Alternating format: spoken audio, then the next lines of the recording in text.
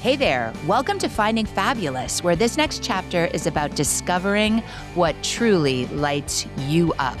I'm Meghan. I'm Kristin. Through the stories we share and the incredible women we meet, we talk about life pivots, next chapters, and that moment when you feel your spark again. Let's find our mojo and light it up.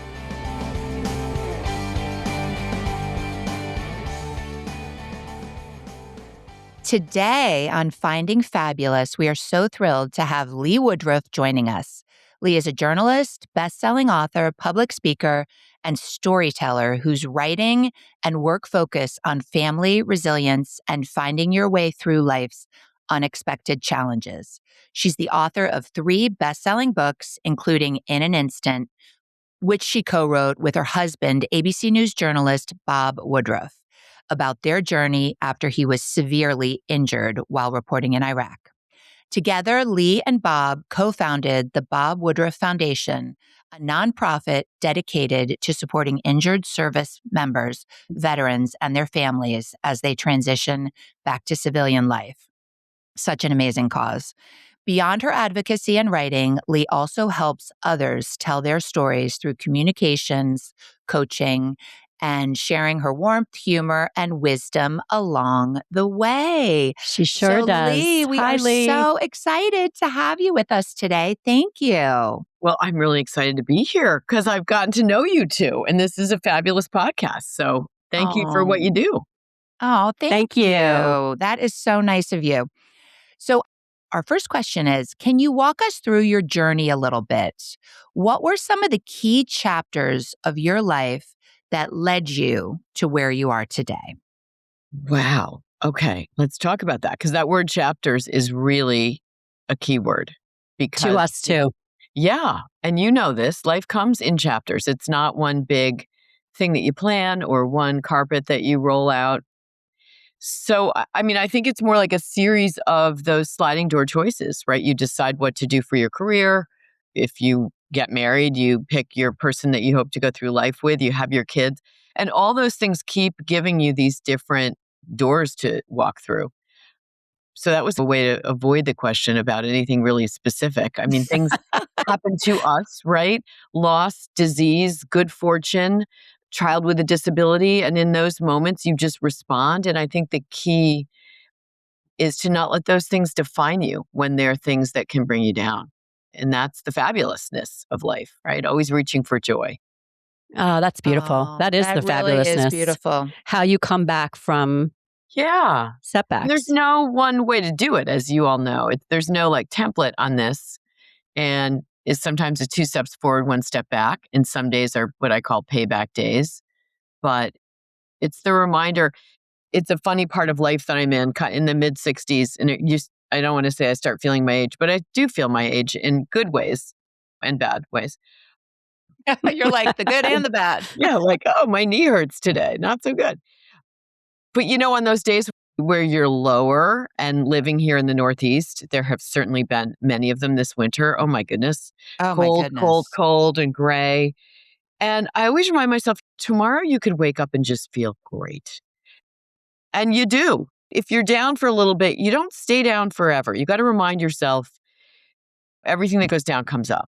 That cycling back and forth is actually one of the gifts of life because then you get to understand what a good day really feels like. Yeah, you wouldn't know it without the down. No. I mean, they say if you have birthday cake every day, you wouldn't like it. It's not. I worked in an ice cream shop one summer and I was like, there you go. What a win. And then by like week 3, I was like, wow. Like, no more ice cream again. Yeah.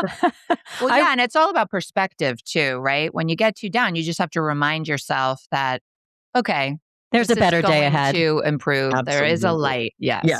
Talk to us about the makeup day. What exactly is that concept? You said some days are or payback days. Oh, payback days. Yeah, I guess I'm pulling that phrase from the recovery with Bob's brain injury, actually. It's really, maybe it's in my mind, more of a medical phrase, but anybody who's ever had a head injury, you might have a great day where things are firing and you've got the energy and you're putting it all together in the early days of recovering from a head trauma. And then the next day you're just exhausted. Your body has just all of that work. And I would see it, especially when he was in the hospital and the kids would come in to visit him. He would just marshal all of his energy and cognitive resources to be on and then just collapse. I think sometimes we have that too in our lives on a smaller scale.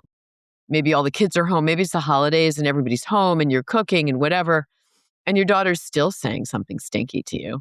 And you're just thinking like, okay, I can't Which wait till you happens. have kids and I'm going to remind you. But, you do all of that and then you're just exhausted and down when you're supposed to legitimately be happy because everybody was around. And those are like payback days. They're okay. They're They're part of life. okay. They're okay. Exactly. And just keep your expectations in check, I think that's a great way to say it. Yeah. just move through it as it comes. Yep.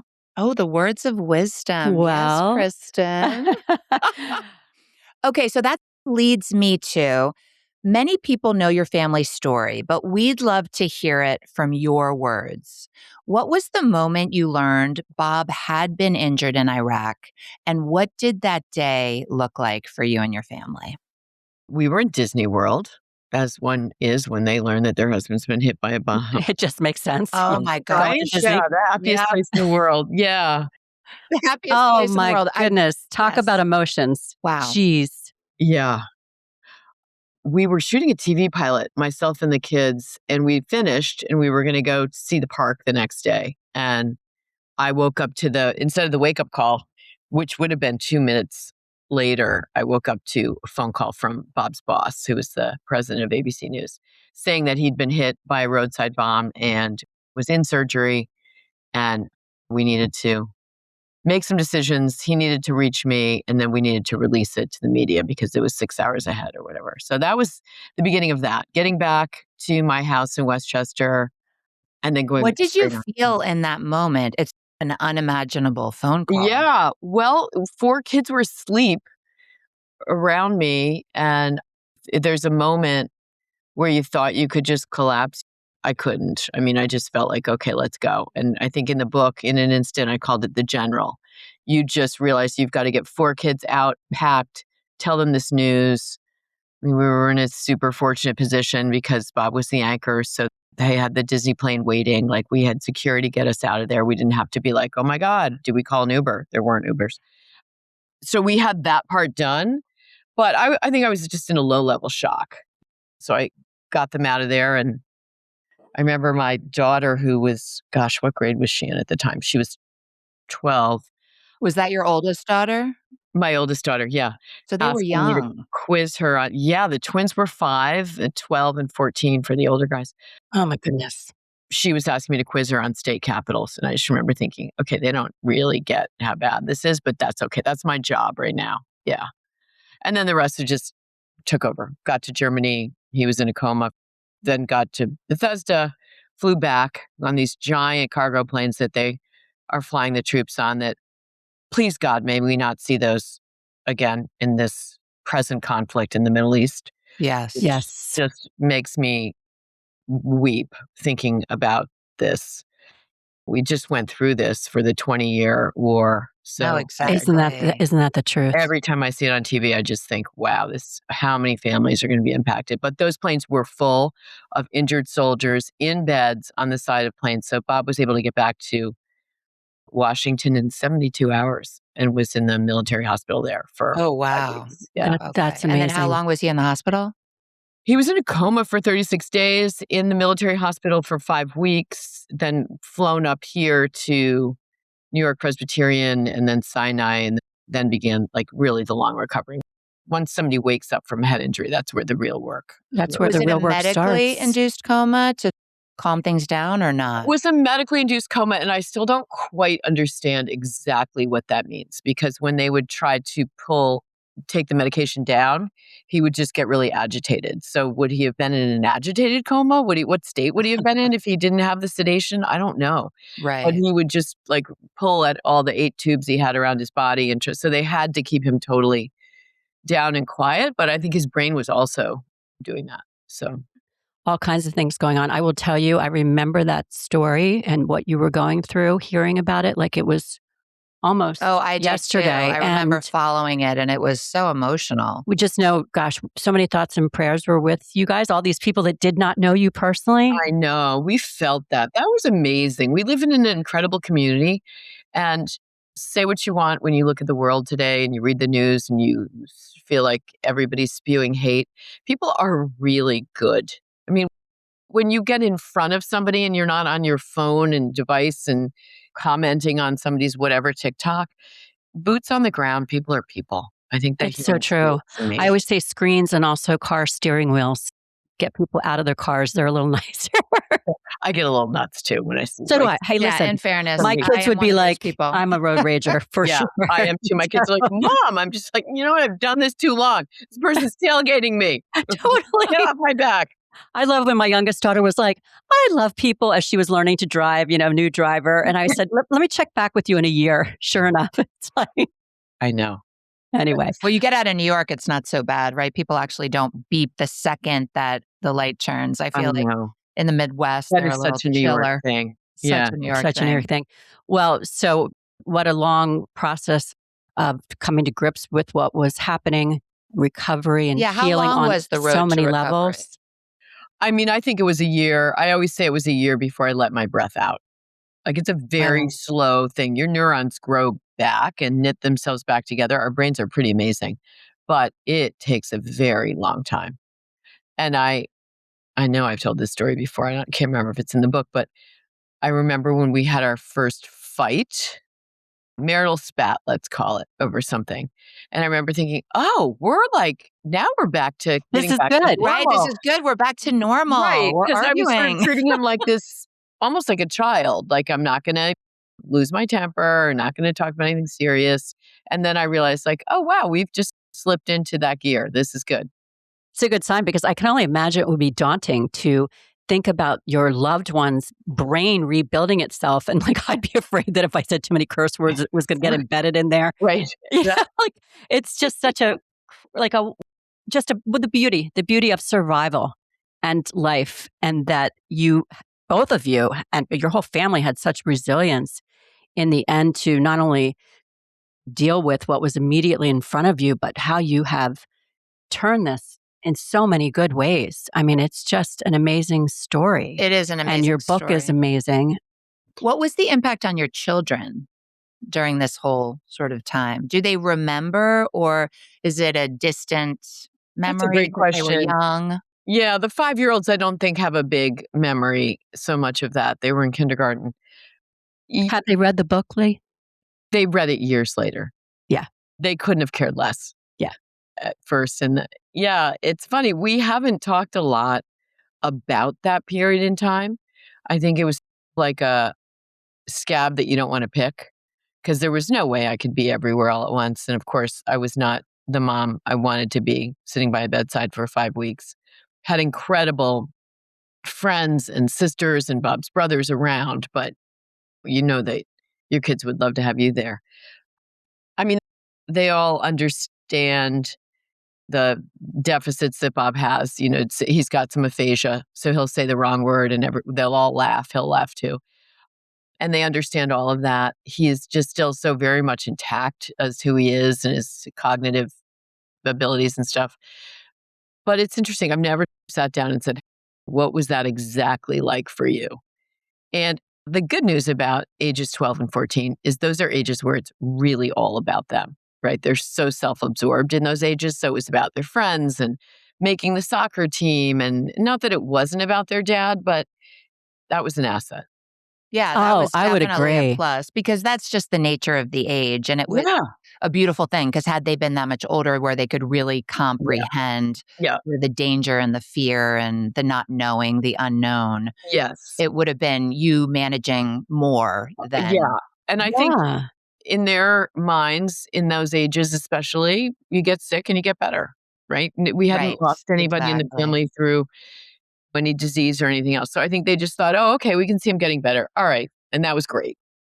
Oh my gosh, to have the perspective of a kid, like that childhood wonder and some naivety too, but like just bringing that balance to your life. I agree. Yeah. Adults lose that along the way. I know. You guys were clearly surrounded by so many people. I always say in my post-trauma, it was the people that made all the difference. Yeah. In the years and months that followed, is that one of the key things you would attribute for holding you and your family together? So having gone through a big trauma myself, I mean, I was in a medically induced coma after contracting sepsis and did not wake up for days, but did wake up to the news of a physical outcome of limb loss and having to adapt to the emotions attached to a loss like that and wondering, probably similar to what you all went through, and Bob certainly as he was gaining more awareness, wondering what life looked like, adapting to the emotions and physical part of not having a limb, and trying to, for me, I guess my comeback was trying to figure out how to capture some of those same emotions and experiences just in a different way. And I feel like we do love a good comeback story after setbacks, including just the realities of what brings a family through something like that. And can you comment on that in the months and years that followed? What might have been some of the things that helped hold you together for yourself and your kids and Bob? Absolutely. Let me tackle that first, and then I want to get back to some of the parallels in your journey too. I talk a lot about the 4 Fs, and it's really simple. It's friends, family, faith, and funny. So you've sense of Oh, humor. I You love have that. people around you. Friends, Beautiful. family, faith, Or funny. Yeah, it's the 4 legs of the chair that you sit on. And you use them in different measure and different ways and different times and different days. But those, when I really looked back at it, and the faith piece is different for everybody. But for me, it was just a belief that I wasn't going to rush to judgment, that there was a higher power out there, and that hope is the greatest thing you can have. And if you don't have it as a caregiver, then you're kind of out of luck, because you got to wake up every day and put those feet on the floor, take care of all those babies and all the things in your life. So why not hope? Human beings are so adaptable and we're so resilient, whether this is good or bad. Like, just think about, and this isn't the right analogy necessarily, but think about going about your life and your village is attacked in World War II, and it just feels like the world is falling apart. And psychology shows that a month later, people have figured out how to get food. Doesn't mean that they're happy and loving it, but we figure out ways to survive. And the thing that seems so insurmountable is our reality, little by little, like you getting used to operating with a new limb, right? It must have felt lying in the bed like, oh my God, how am I ever going to do this? And you take this hour by hour and day by day. So we have that ability. So why not hope for 100%? And then whatever you get, it's going to gradually infuse your day until here's where I am. And this is my life and my reality. My mom taught me that too. She said, I have faith because, well, why not? I mean, the alternative of not having faith and hope is far less exciting and far less appealing. Agree. Right. Yeah. I completely agree with that. I love the humor too. Well, the humor, and that's the funny. Yeah, we've got a lot of that in our family. But I think it's so interesting to hear you talk, because Bob had sepsis too. Did And he? yes, so he At had, the same time? it happened soon after, because there's a bacteria in the soil in Iraq called the Acinetobacter. Don't ask me why I remember that.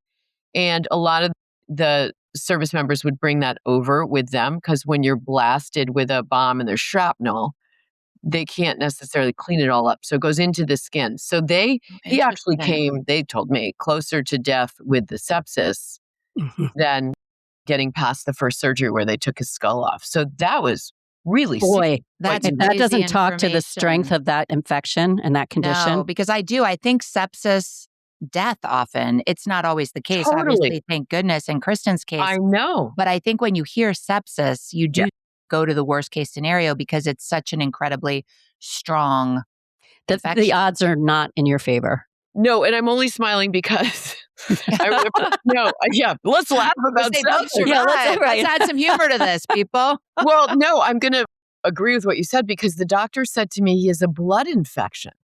And I didn't equate sepsis with it. If he had said sepsis, I would have, to your point, immediately been like, oh my God. So he said, he's a blood infection. And I looked at him and I said, okay, well, he survived getting his head blown off. He's certainly going to survive that. And the doctor looked at me, never forget that, and said, I don't think you understand. Your husband is on the knife's edge. He has sepsis. Oh, And I was wow. like, oh, that's blood infection, sepsis. Got it. And The poison. yeah. The body does not like it. Right. Yeah. So that was a really big deal. What you went through. Do you remember anything about your coma? I do. In fact, we did a podcast episode about you my have to listen. near-death experience. Crossing over near death. Yes. It's fascinating. So I have two memories. One was an experience that I can only describe as almost another worldly kind of experience, really entering a space of sensory and love beyond anything I've ever experienced in my lifetime. And then the other memory I have during that time was just for about 10 seconds in the middle of my coma, waking up to my pastor's voice back to faith. Wow. And I heard her voice. It just brought me to a different level of consciousness.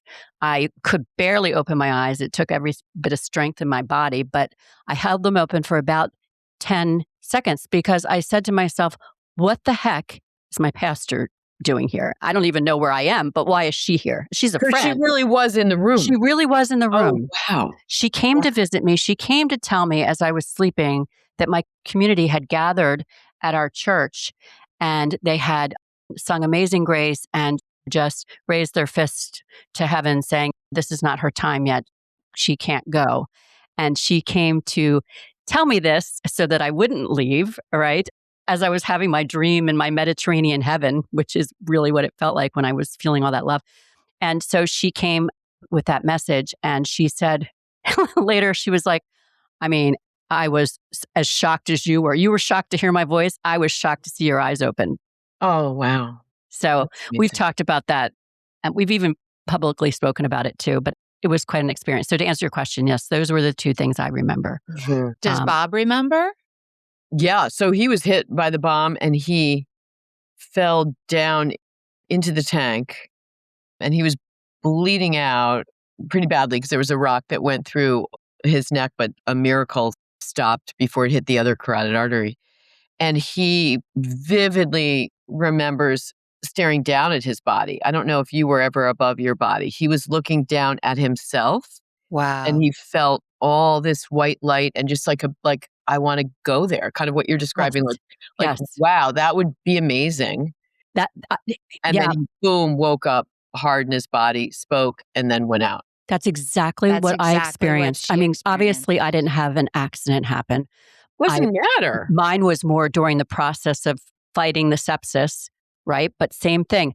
The light was incredibly vibrant, but appealing, not blinding. Like drawing me in. He felt like it was heaven. He felt like it was kind of being 100%. Like, come on up here. It's great up here. And you wanted to go. You wanted to go. Mm-hmm. And by the way, in my case, when I got pulled back out very abruptly, same thing. Wow. I did not want to leave that space. Yeah. But then she did say she saw her kids, which I thought was fascinating. Mm-hmm. Each child flashed before her eyes from first, second, third to the fourth. Almost like it wasn't time. She was being pulled out because you got work to do, Ma. Right. That's it. Yeah. That's it. And I had a good friend my friend Chris, who said that she was, as I was sleeping, which I do think there's so much benefit to speaking to people when they're in comas, right? I mean, that's what came out of it for me. Everybody spoke to me the whole time. And what she said to me was like, I don't know what the hell you think you're doing. You cannot go anywhere. I am not telling your 4 young children your story for the rest of their lives. I'm not doing it. 100%. Like you Good for her, need to come back and be here. She was giving some straight talk in that coma, right? We like that straight talk. Exactly. Get back here ASAP. What do you think you're doing? Yeah.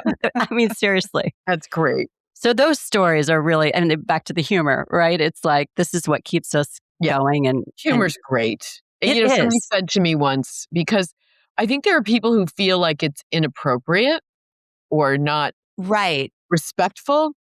And I remember a few of the nurses would raise an eyebrow because we were so inappropriate at times. It was just so funny to laugh because if we weren't laughing, we were crying.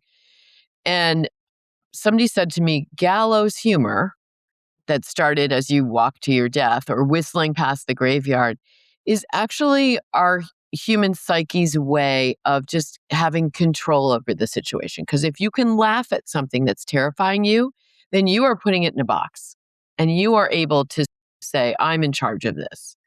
And I thought that was a great way to That's explain. That's a great way to look at it. That's a great Yeah. way to look at it. Yep. Yeah. Like a coping and no way.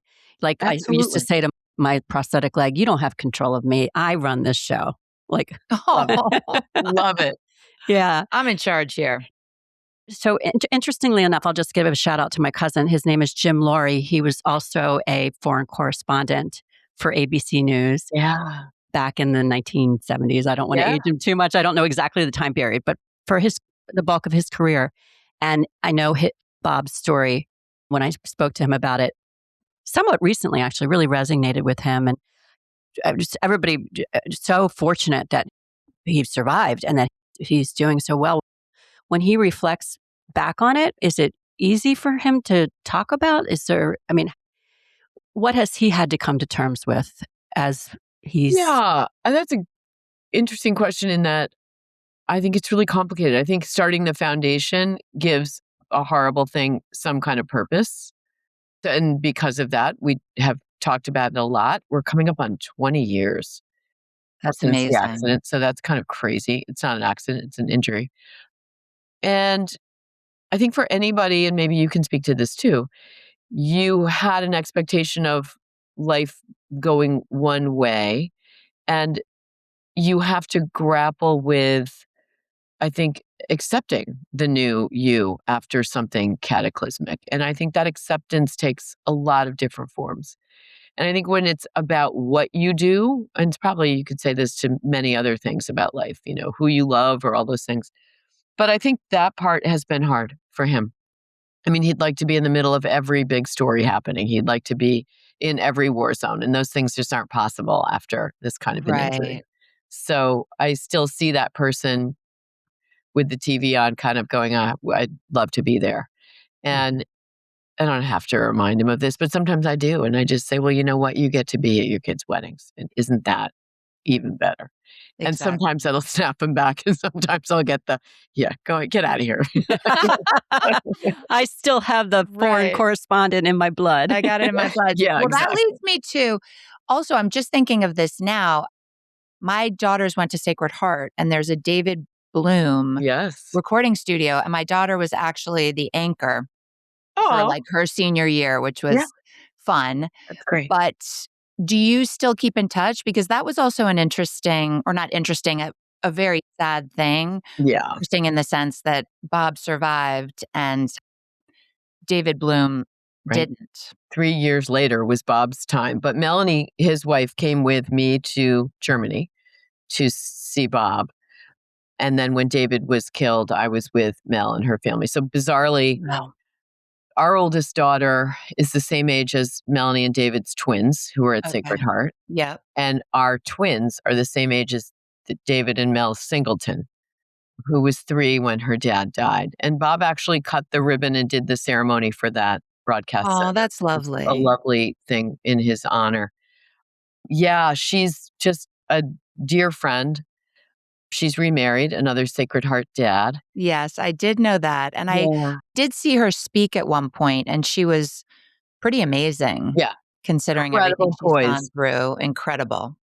And we have spoken together, and it's a little bit, I'm going to date myself now, but like Mary and Rhoda, Mary Tyler Moore show, like Oh my gosh. I she's love like that show. beautiful and poised. And I'm like, so then, Well, I very much doubt that, but that is That's a great visual, though. out of that incredible, difficult chapter of your life. You briefly mentioned the charity. So it's called the Bob Woodruff Foundation. So much work, hard, amazing work supporting veterans. How did that mission begin to take shape? I know you mentioned that that's been really helpful for Bob, but when did it start? When Bob was in his coma in the Bethesda Military Hospital, which is one of 2 acute care facilities in Washington where all the service members are first sent.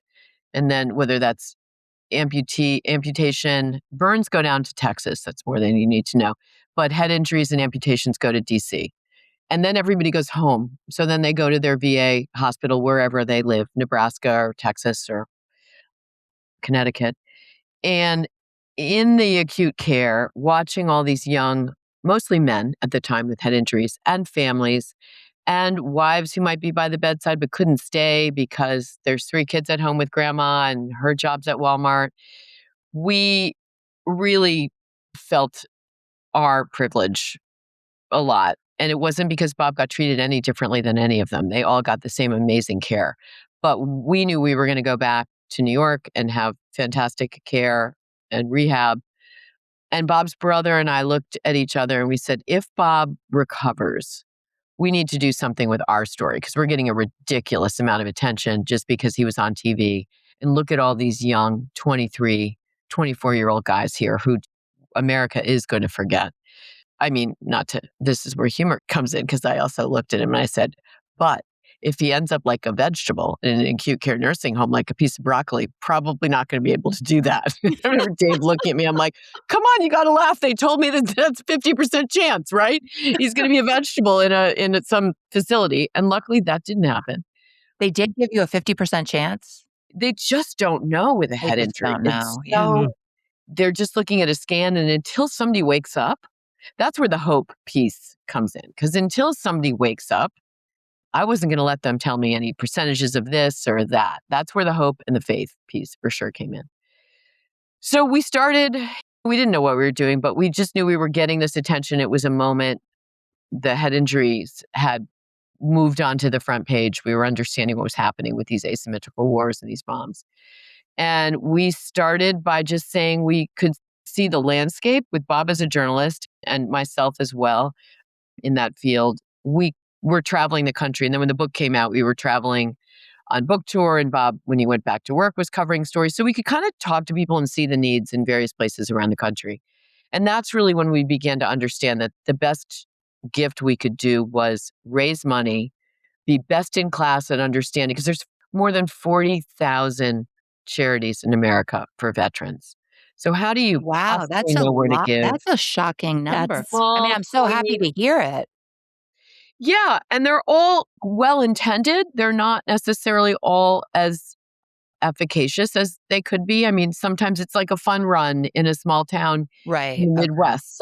Everything is honorable and everything is done to do the best, but people don't necessarily know how to give or where to give. And so that's how we have ended up as an aggregator of understanding the landscape. We have an organization called Got Your Six, which in military terms means I've got your back, like on the face of a clock. The six is the Oh, That's wow. nice. yeah. Okay. And that was started by Tom Hanks and Steven Spielberg, who wanted to make sure that movies and television and entertainment portrayed vets as they really are, as humans, not as people who just go shoot up a post office or some of the ways in which, in movies, they're negatively portrayed.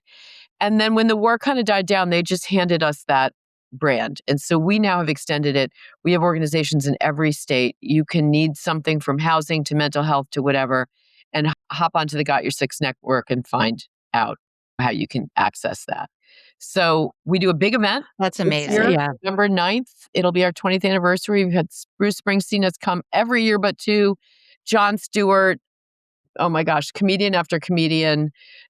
John Mayer, Red Hot Chili Peppers. Oh my They all goodness. come out for The the event. support. The support is It's great. insane. And Yeah. what awesome people to I listen know. to Lots of or people to be a care. part of your organization. What is the date on that, Lee? November 9th. And if you just probably about this summer, just go to bobwoodrufffoundation.org and you can find it. Okay, we will. Yeah, that's worthwhile for sure.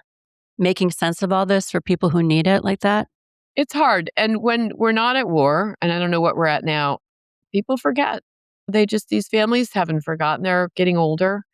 One small thing, and then I'll stop talking about the foundation, but we've been fortunate to be able to do things like work with the NFL, be chosen by the NFL and by Wall Street to say, we don't know where to give. You guys be the guide star for us. We're going to raise money from banks and private equity firms, and then you be the one who disperses it and make it work. And so for us, it's about caregivers. It's about mental health and suicide prevention, which is an all-time high. Sadly, it's still about food insecurity. Our veterans live paycheck to paycheck.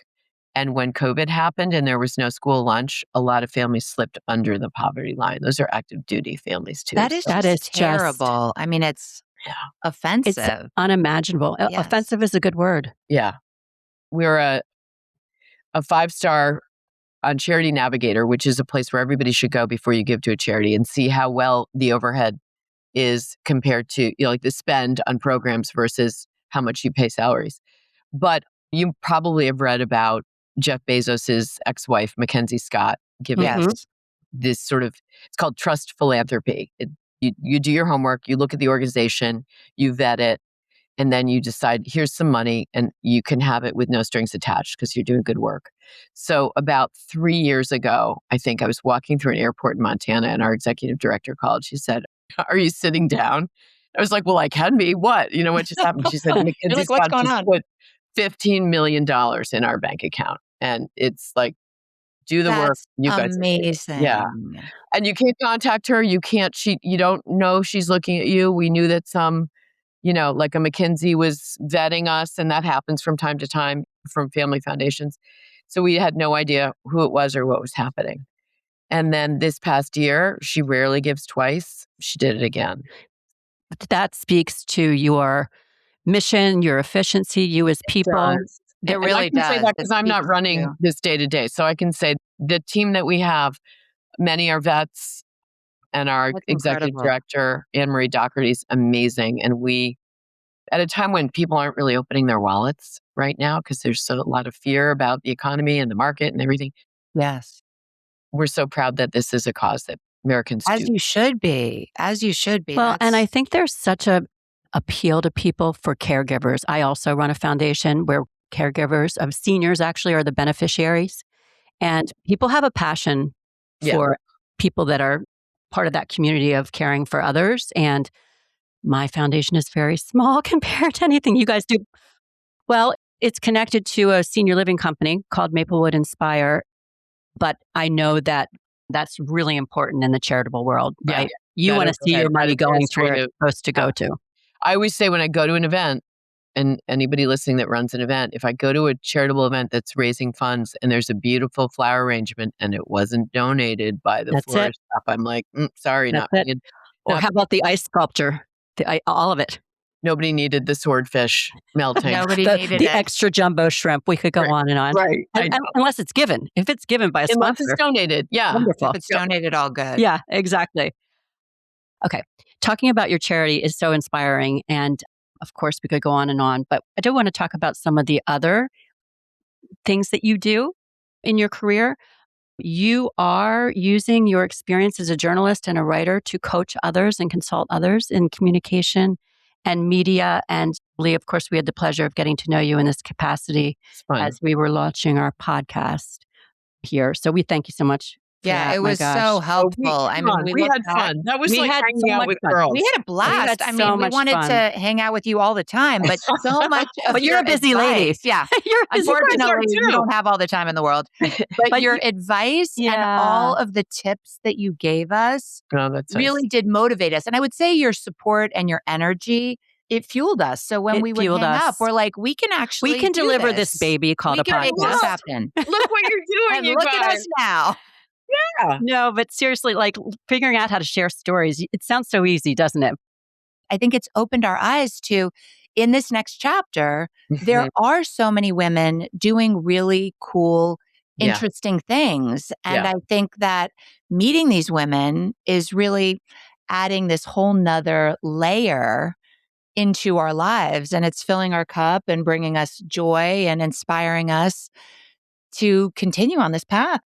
I want to turn the mic on you guys. What was the most surprising thing about starting this podcast? Like, what did you not expect when you started? How much work it is. I mean, you warned us. You did. Right. And there's so many good podcasts out there. I am also very surprised at how many women want to support women. I'm the primary person to reach out to guests. And I've been shocked at how many pretty accomplished, amazing, successful women have said, of course, I love this mission. I love everything about this, and I want to be a part of it. Last week, we interviewed the co-founder of Boll & Branch, Missy Oh, right. Tannen. And Sure. her story is amazing. And from small to big, everybody seems excited to talk about finding their fabulous. Love So it. to me, I'm like, wow, I thought I was going to get so many no's and this was going to be a really difficult thing. And I've gotten a few no's along the way. But I would say women supporting women has been a real, not that it's a surprise. I guess it's more that it's a really feel good factor that people just want to share. And I think that's true, right? There's this myth that women are ladder kickers, or when they get to a certain place, they, I don't know, want to break the ceiling for themselves. And the opposite is true. Yeah, exactly. It's like what rising tides lift all boats. I feel like maybe it's the time in which we live, but we're starting to realize there's enough space for all of us. I think the Yeah. competition, Yeah. that's one thing that surprises me too, how much we learned when we were talking to our daughters. And we were really focusing on the younger generation in the beginning because we just felt like we could glean so much from them. And they come at it from this attitude of supporting each other and really feeling like they have options and opportunity. Really exciting for them and for us too. I mean, Yeah. they're starting a new chapter. That's great in their 20s or whatever, but we are too. Yeah, you are. And you're killing it. So Oh, there. and somebody recently said to me, back in the day, after 50 or 55 or 60, it was over. And now I think there's more female entrepreneurs in their 50s than there's ever been. I read a statistic. How cool is that? For some people, they look at it like this is the beginning. I raised my children. I did my thing. Maybe I had a great career. Maybe I didn't. But now I'm going to do what I want to do, or I'm going to start something new. I think it's pretty amazing. Well, I'm going to point you and your listeners to, there's an organization called Chief that's in New York City, and it's for women and who are like chief executive CEOs of their own business or whatever. And it's kind of the female network that we never had. They tried it with the Wing, and I think the Wing, because it had real estate, fell apart. At any rate, they just did a survey about women and their careers and leadership and how we zig and zag. We don't, because of things like being a mom and stepping off the track for a little bit. And there's some phenomenal number of female entrepreneurs who have left the traditional path because it's not necessarily one that supports us through the need for childcare and everything else, and have taken those skills and in this next chapter are creating their own way to work. And it's really inspiring because I think the narrative is women are dropping out of the workforce. No, women just work differently, and leadership and success looks different for women than it does for men. Of course it does. Of course it does. And we're just being smart, finding all those paths that exist or that can be still harvested. And that's light us up because I feel like at this next chapter, people are looking for that. They're looking for something that brings them purpose, joy, that kind of lights them up because we are in midlife. And so if not now, then when? That's right. Well, thanks for turning the mic on us for a little bit here, but we're going to turn it back to you. We'd like to wrap with one final question.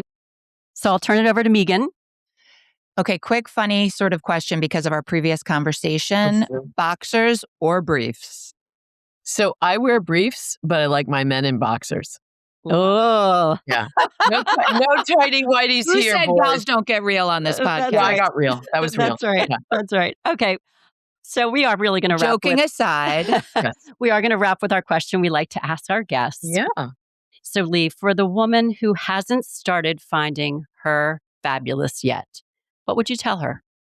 I would say don't look for fabulous in one big box with a bow. I would look for little sprinkles of gold dust every day. I think if you're waiting for fabulous to just hit you, it's probably not going to fall out of the sky like that. So some of it is making your fabulous. Some of it is realizing like a beautiful sunny day, like I look out the window today and maybe getting up to the 60s, 70s, whatever. That's fabulous. And I realize that's not a career-driven thing, but I think we can look at our lives and where we want to go in the same way. And I'll end with a piece of advice that I give clients in terms of keeping it short and sweet when they're presenting or talking. And it's how do you create the perfect soundbite? It's don't give everybody the entire pizza because they can't eat the entire pizza. Start with one slice. And that's what I would say about fabulousness. Start with one slice. Start with one bite. Where do you want to go and how can you get there step by step? And I think we know that whatever the destination is we have in mind, that may not be what we get, but we might get something even more fabuloso. Even more fabuloso. I love it.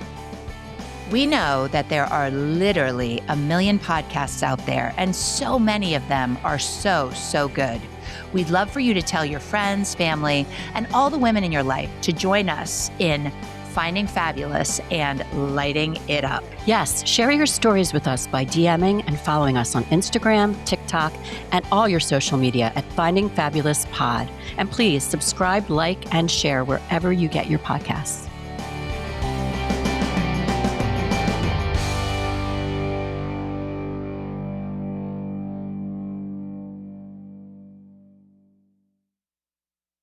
This podcast is part of the Sound Advice FM network. Sound Advice FM, women's voices amplified.